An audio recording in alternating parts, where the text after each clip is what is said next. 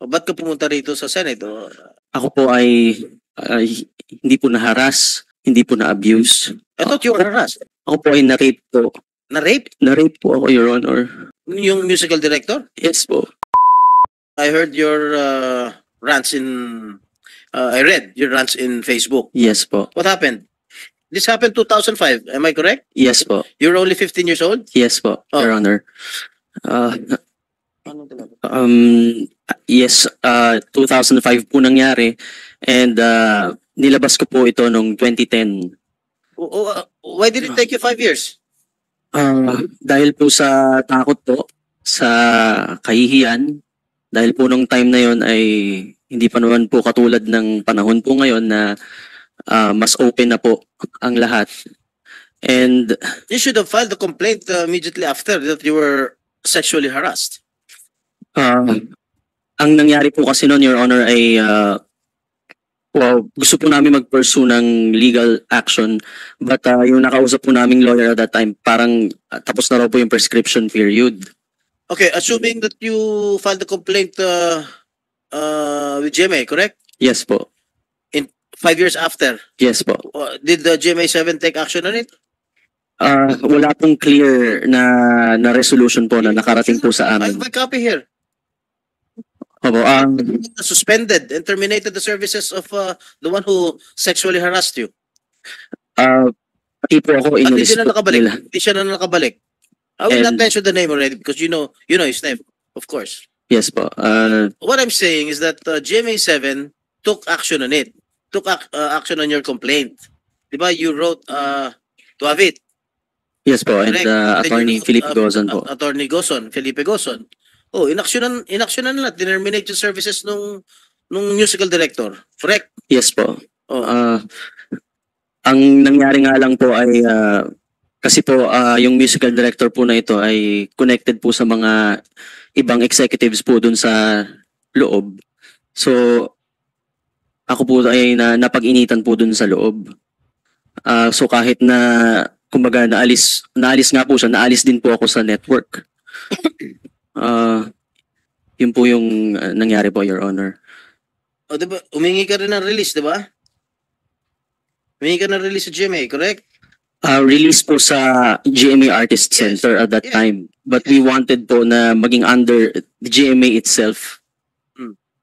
I have a copy here of the document terminating the person who harassed you. And it was signed by the Senior Vice President, Entertainment TV, Wilma Galvante. Hindi po nakarating po sa amin yan, Your Honor. You want me Hindi to, po you want me to talaga. provide a copy? You want me to provide a copy? Ayan, no? Sorry po. Ibig sabihin, hindi mo alam na inaksyon na ng GMA7. Nabalitaan ko lamang po na wala na po siya sa GMA. But since wala po kaming na-receive na official na yan po, yung letter na resolution po, ay kasi nababalitaan po namin na musical director pa rin siya sa mga shows, sa mga concerts. Tapos yun ang sinasabi mo, ban ka na raw sa GMA7. Is that correct? Hindi po, I'm banned po sa entertainment department po. Dahil po yung may kaibigan po siya dito sa entertainment department na hanggang ngayon po ay galit po sa akin. Kaya hindi po ako makapasok po sa entertainment department. Hindi, pero- But sa sa news, sa mga news departments po sa mga game shows ay nakakapag-guest po ako. Pero hindi ka totally banned doon sa network. Di ba?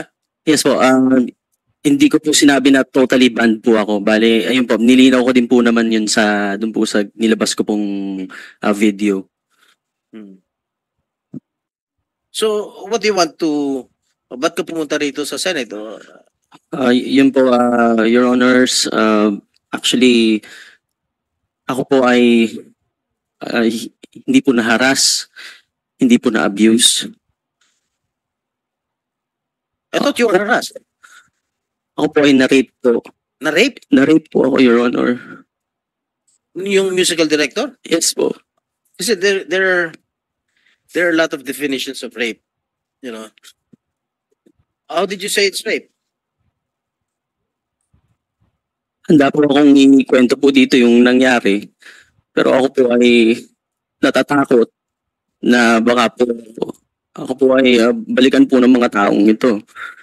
Kung ano po, hihingi po ako ng tulong po sa inyo, Senator Jinggoy and Senator Robin, na ako po ay magkaroon po ako ng lakas ng loob para po pasabi po itong story ko po. For 19 years po, ay kinip ko lamang po ito dahil sa takot ko nga po sa kahihiyan. Hindi ko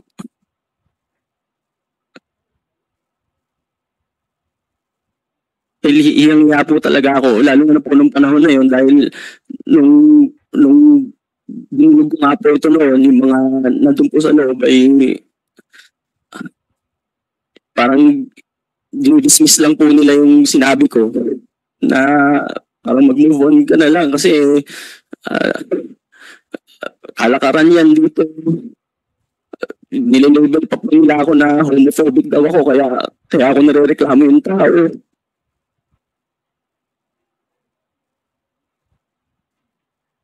I was only 15 years old at that time, Your Honors. So wala po talaga akong lakas ng loob. Nung mangyari parang yung pang-abuso po sa akin, wala po akong lakas ng loob talaga. Contestant pa lang po ako noon.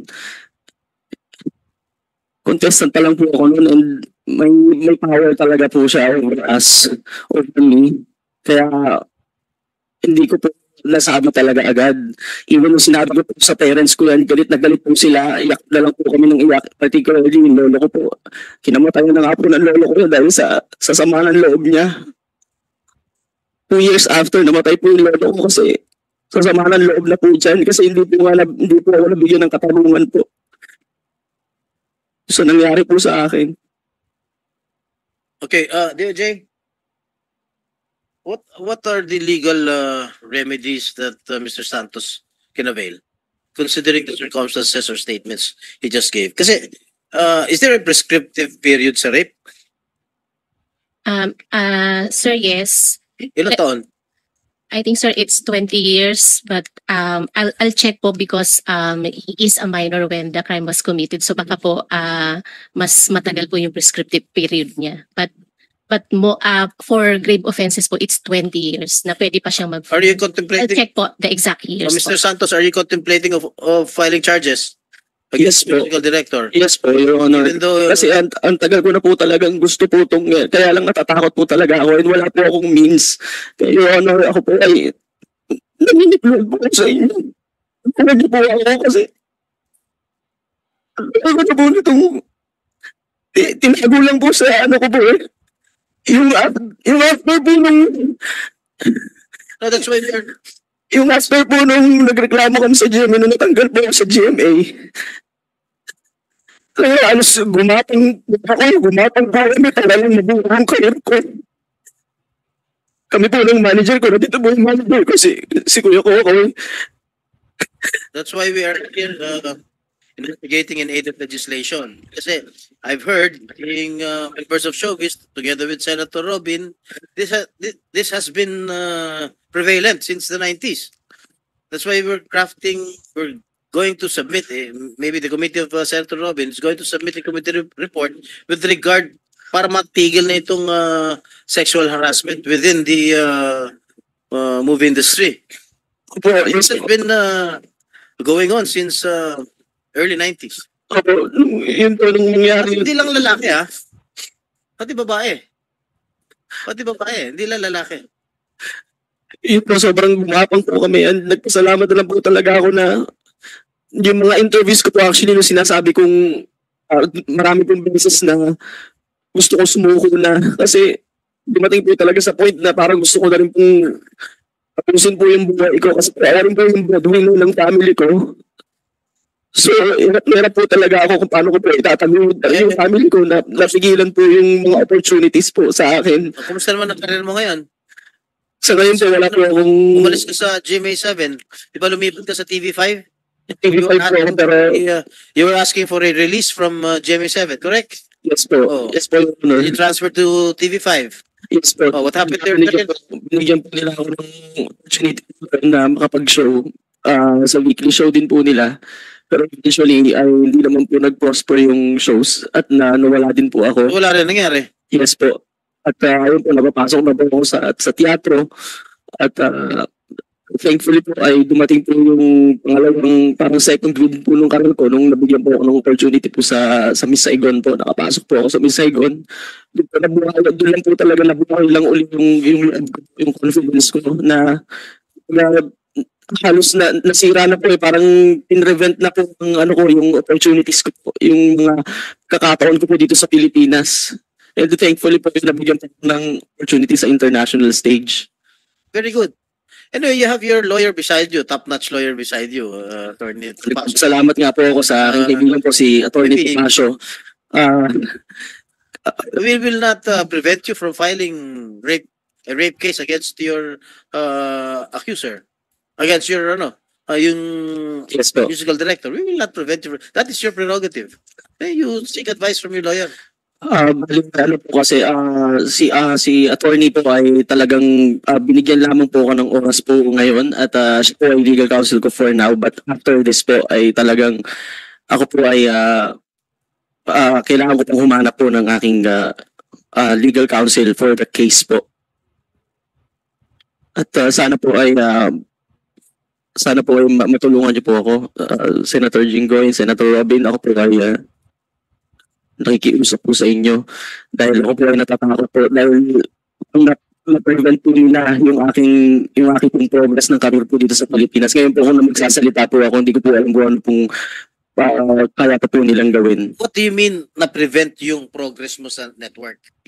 You were the one who asked for a release. Di ba? Ikaw ang gustong magpatanggal sa GMA. And then, may sulat ka eh.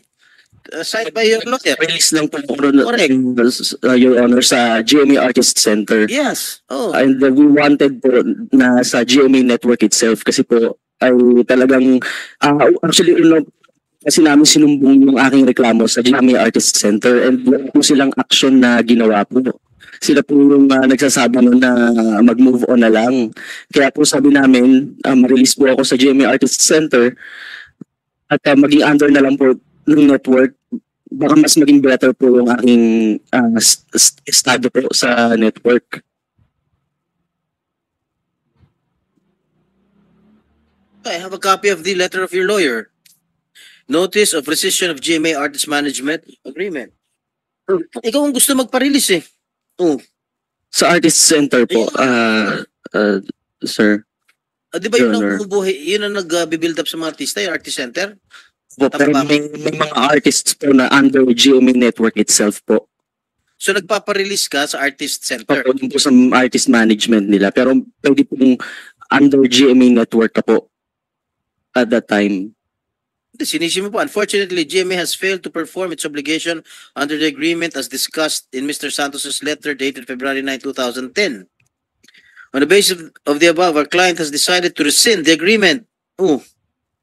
Accordingly, this letter constitutes formal notice of rescission of the agreement effective upon receipt hereof. Basta ang pagkakaalam ko, ikaw ang gustong umalis sa GMA Artist Center, basta inaksyon na ng GMA yung reklamo mo, tinanggal yung musical director because of yung charge mo na you were sexually harassed.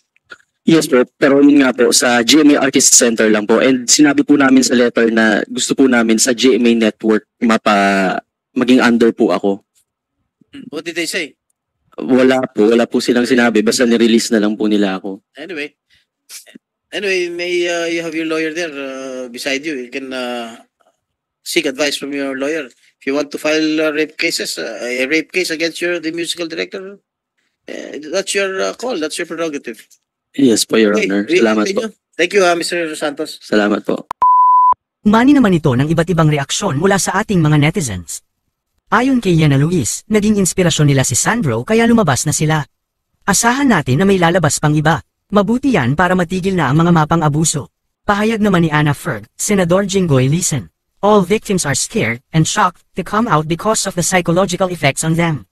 You should also have pity and understand their emotional dilemma. That's why he asked for a release from the GMA7 network. At ito naman ang saloobin mula sa ating kababayan na si Dean Villaran, sana mapanagot lahat ng mga may sala para hindi na maulit at matigil na ang maruming kalakaran sa industriya. Very inappropriate manner of questioning by Senador Jinggoy. Mga kababayan, feel free to comment below para maglabas ng saloobin sa balitang ito.